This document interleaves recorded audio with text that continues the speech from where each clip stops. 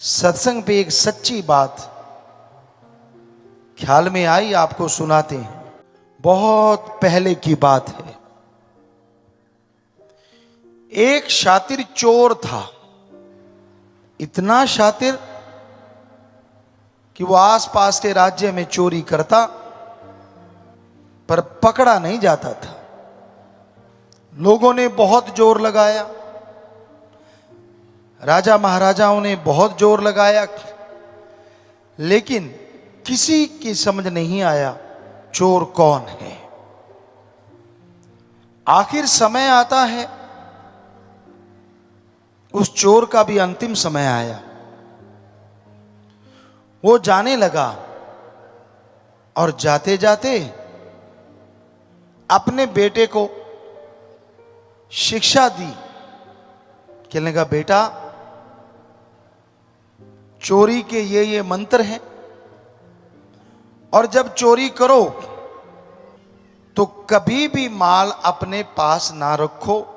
सबसे पहले सामान को खुर्द बुर्द कर दो, फिर चोरी कर ली तो कभी मानो ना, चाहे कुछ भी क्यों ना हो जाए। जब तक मानोगे नहीं, आप चोर साबित नहीं होगे। बेटा कहने लगा, ठीक है पापा, ठीक है पिताश्री। फिर चोर कहने लगा, अरे एक बात तो रह गई। कहने लगा, कौन सी? कि जब संत पीर फकीर की कहीं सत्संग हो तो उसमें मत जाना। अगर चले भी गए तो संतों की बात कभी ना सुनना। चोर का बेटा कहने लगा, ठीक है पिता, और वो चोर मर गया। अब चोर के बेटे ने चोरियां शुरू कर दी, पकड़ा नहीं गया। लेकिन एक दिन बादशाह का खजाना हीरे जवाहरात चुरा के भाग रहा था, तो सैनिकों की निगाह में आ गया। सैनिक पीछे पड़ गए, वो भाग रहा है। भागते भागते उसने देखा नगर में बड़ी धर्मशाला है और उसमें लोग बहुत जा रहे हैं, तो वो भी उनके साथ हो लिया। और पिता का बताया मंत्र, हीरे जवाहरात एक बहन को देख के ये भोली भाली लगती है, उसके बैग में डाल दिए और खुद सबके साथ अंदर जाके बैठ गया। तो उसने देखा कि सामने तो एक संत बैठे हैं, एक फकीर बैठे हैं। तो उसने अपने दोनों अंगुलियां कान के ऊपर रख ली, कहीं कान में कोई संतों की आवाज ना पड़ जाए। दबा के उंगलियां बैठ गया। तो चोर ने सोचा, यार ये संत ऐसा क्या करते हैं, लोग तो तालियां मार रहे हैं, बड़े खुश हो रहे हैं, मैं सुनूं तो सही। उसने कान से उंगलियां हटाई और संतों का वचन आया, देवी देवताओं के परछाई नहीं होती। इतना सुना कि तो अच्छा ये तो बोल रहे हैं, झट से कान बंद कर लिए। सत्संग समाप्त हुआ, चोर बाहर निकला। उसकी पहचान थी सैनिकों को, और सैनिक जैसे वो बाहर निकला उसको पकड़ के ले गए। राजा के दरबार में पेश किया गया। राजा ने पूछा, क्या इसके पास चोरी का सामान मिला? तब सबसे बड़ा सबूत यही होता था कि चोरी का सामान मिल गया तो चोर है। कहते जी वो तो नहीं मिला। कहते फिर किस आधार पे कहते हो? कहते जी हमने इसको खुद देखा है भागते सामान उठा के। उसको जेल में कर दिया। बहुत प्रयत्न किया कि मान जाए, नहीं माना। एक औरत जासूस थी, कहने लगी, बादशाह सलामत, अगर कहो तो मैं मनवा लेती हूं। कहने लगी, ठीक है। चोर अंदर कोठड़ियों में बंद है, और अचानक क्या देखता है, गेट खुला है। धड़ाम से पहरेदार गिरे, दूसरा खुला, तीसरा खुला, सब गिर रहे हैं। और अचानक देवी मां आ रही है, 4 हाथ, वो जो देवी की आकृति दिलों में होती है, बिल्कुल वही देवी आ रही है।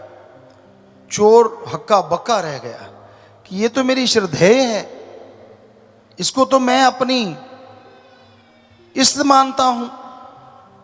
देवी आई, चोर रोने लगा, ओ मां तू आई है, मेरी पूजा मैं करता रहा, तुझे याद करता रहा, देखो मैं यहां फंस गया, मेरा बुरा हाल है, मैं धन्य हो गया आपके दर्शन करके। तो देवी ने आशीर्वाद दिया, देवी माता ने, और बोलने लगी, बेटा मैं तेरे दुख हरने के लिए आई हूं, फिक्र मत कर, आज मैं तुझे बाहर ले जाऊंगी। अचानक चोर ने देखा देवी मां की परछाई नीचे से होती हुई दीवार के ऊपर तक जा रही है। चोर शातिर तो था, झट समझ गया। देवी कहती, बस तू सच सच मुझे बता दे, चोरी की है कि नहीं की, मैं तेरे गुनाह माफ कर दूंगी। अब चोर तो समझ चुका था, वो आगे से 4 गुना ज्यादा रोने लगा, पूरी एक्टिंग कर, मां मर गया मैं तो तेरा रखने का हूं, मैंने चोरी तो क्या, मैं तो चोरी की तरफ मुंह भी नहीं करता। कहती बेटा देख ले वरना नरकों में जाएगा। कहता मां मुझे यही नरक दे दे अगर मैं झूठ बोलूं तो, क्योंकि चोर को पता था कौन सी माता है। तो वो औरत जासूस जो बन के आई थी, माता कहती ठीक है बच्चा चल मेरे साथ, उसके साथ हो लिया। सैनिकों को कहती राजा के पास ले जाओ, वो कहती जी देवी मां। वो राजा के पास ले गए। वो औरत जो देवी बनी थी भेष बदल के राजा के पास पहले पहुंच गई। कहने लगी राजन उसने चोरी नहीं की। राजा कहता तू इतना पक्के से कैसे कह सकती है। कहने लगी ये लोग देवी मां को मानते हैं और मैं ऐसे ऐसे रूप बदल के गई थी तो ये माना ही नहीं। मैंने इससे पूछा, सब कुछ बड़ी श्रद्धा से इसकी आंखों में जार जार रो रहा था, पर ये कह रहा था मैंने चोरी नहीं की। तो राजा कहता ये तो सही है, छोड़ो इसको, बेगुनाह है। उसको छोड़ दिया गया। अब उसने आप देखा ना ताप, भागा उस धर्मशाला के पास कि वो संत कहाँ है। वो नहीं मिले, वो तो चले गए। पता किया किस, वो कहते दूसरे नगर में है। वो दौड़ा दौड़ा गया, उस नगर में पहुंचा। संत बैठे हुए थे, धड़ाम से जाके चरणों में गिरा, हे गुरुदेव मेरे पे कृपा कीजिए, मेरी रक्षा की है आपने, मुझे जिंदगी बख्शी है आपने। तो संत मुस्कुराए, कहने लगे बेटा हमने तो कुछ नहीं किया, जो करता भगवान। कहता आप फला नगर में सत्संग कर रहे थे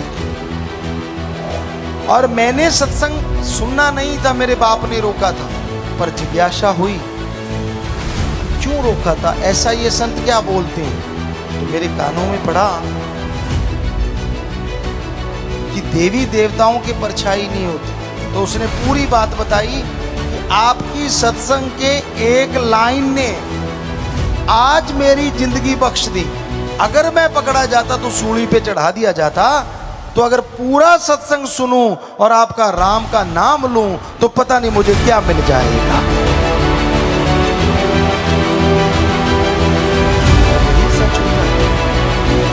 सच संत